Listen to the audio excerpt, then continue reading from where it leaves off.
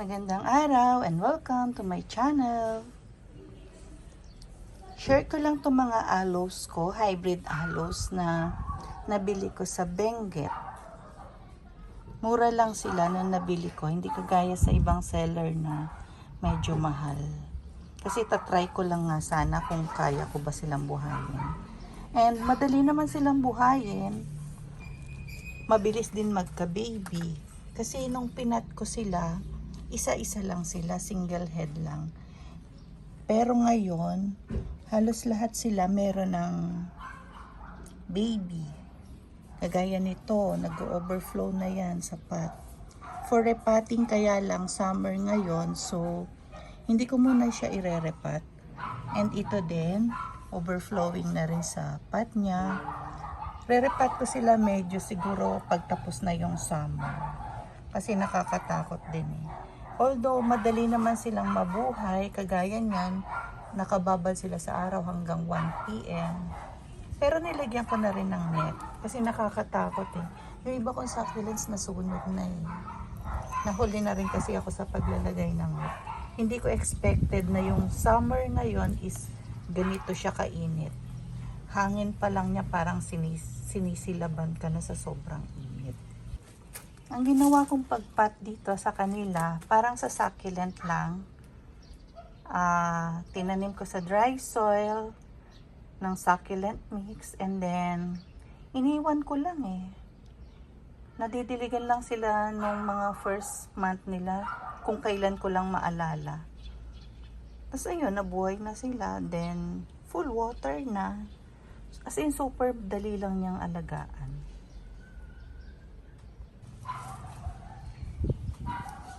Itong isa na to, may babies na rin, overflowing. Compact na compact. Kagaya nito, ito din. Ito meron din. Kaya lang, hindi ko lang alam kung anong mga IDs nila. Sa totoo lang, mas madali pa itong maalagaan itong mga hybrid aloes na to kaysa sa aloe vera. Sa aloe vera, medyo may challenge ako eh. Hindi ko alam kung ano ba talaga gusto niya. Pero ngayon mukhang nakukuha ko na. Kasi parang gusto nila yung laging basa. Araw-araw ko sila dinidiligan ngayon and okay na sila. Nawawala na yung pagka-brown nila. Itong aloes na to, wala akong namatay. First time ko nag-alaga. Kasi mura lang siya. Sa Igor Succulents ko siya nabili. Tsaka kay Ferlin Kaslangan.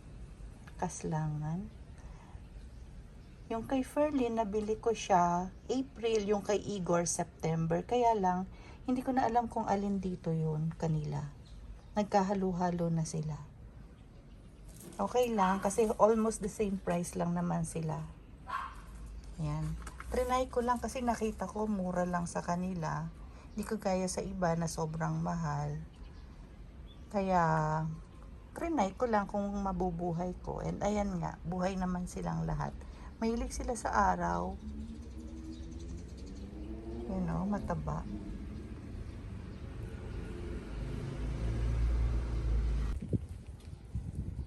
Highly recommended ko na mag-alaga ng aloe hybrids, lalo na sa mga beginner.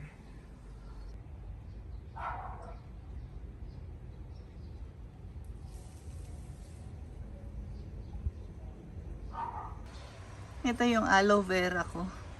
Medyo okay na. Mukhang nag-o-okay na sila. Dinidiligan ko araw-araw. Nagsimula lang din naman yan sa isang pot. Pero ngayon madami na din. Yan o. Yan yung iba. Medyo striving pa na mabuhay.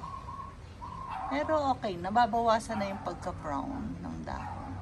6 spots sila. Yan o. 2, 3, 4,